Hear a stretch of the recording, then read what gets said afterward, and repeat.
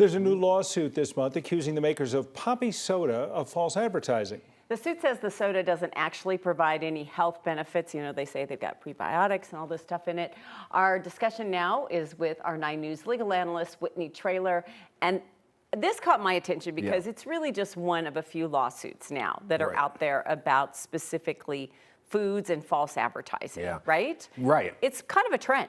I think you're seeing a trend now. Yeah, that's exactly right. And what I've noticed that a lot of the cases are in New York and California because these are under state laws. And so I'm assuming, without having done a comparison nationwide, that the state laws in New York and California are more favorable to the consumer, as they tend to be more sort of pro-employee, a little more liberal in those states. What's the statute of limitations? Because as a kid, I used to eat the gum that came in baseball cards, and I don't even think that was made of food. I mean, that... Well, I don't want to venture to guess how many years ago that was. Well, that would be a long time. So that would be a sizable bit of time. Yeah, it's safe to say the statute's probably run. So when you put ingredients, when you advertise ingredients, much less list ingredients, you are, in effect, kind of making a deal with the customer that what they say is in there is in there. Yeah, that's a great point, because when you actually go to purchase something, that's a contractual arrangement when you go to buy something. And here, even though they're not suing on a breach of contract, they're suing on these consumer protection. The notion behind it is, hey, what you've listed here, and some of them, for example, on the Poppi is, hey, that you have a certain amount of prebiotics. There's another case dealing with simply tropical orange juice, which is owned by Coke, which says, hey, it's all natural. And it turns out that they have some synthetic chemicals in it. And so what the notion is, it's called the price premium theory. And they're saying, if I actually knew what was in it or was lacking in it, what you advertised, I wouldn't have paid that amount.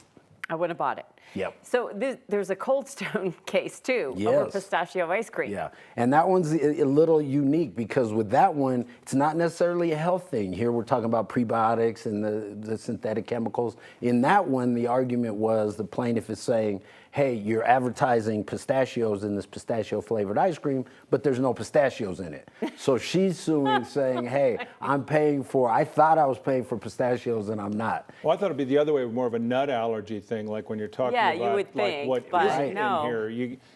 That you better be 100% on, right? Right, and they actually, in that case, they referred her to the website and said, hey, the website actually lists everything, and that was an argument, was okay for nut allergies and things like that.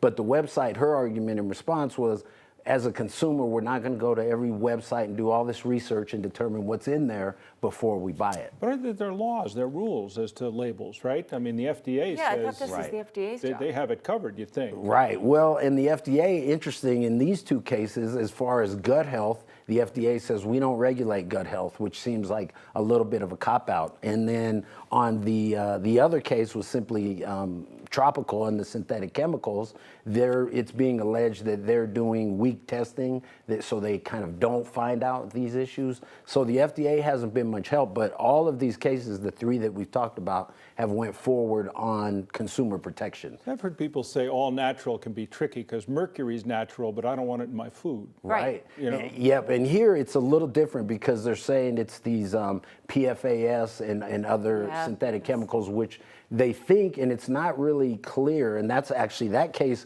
was dismissed without prejudice. So the judge said, you haven't linked, you did one test kind of independently, you haven't linked that to the health harm. But here they're saying, with respect to the chemical, they don't know how it got in, but they think it's related to the packaging, which the chemicals don't break down in the packaging, water doesn't get in, it doesn't stain, those kind of things. So as you mentioned in the beginning about this as being a trend, I think that's what you're going to see, is more people now trying to figure out exactly what we're getting. People are really conscious and aware. They're reading labels and checking things, and they apparently have time to sue.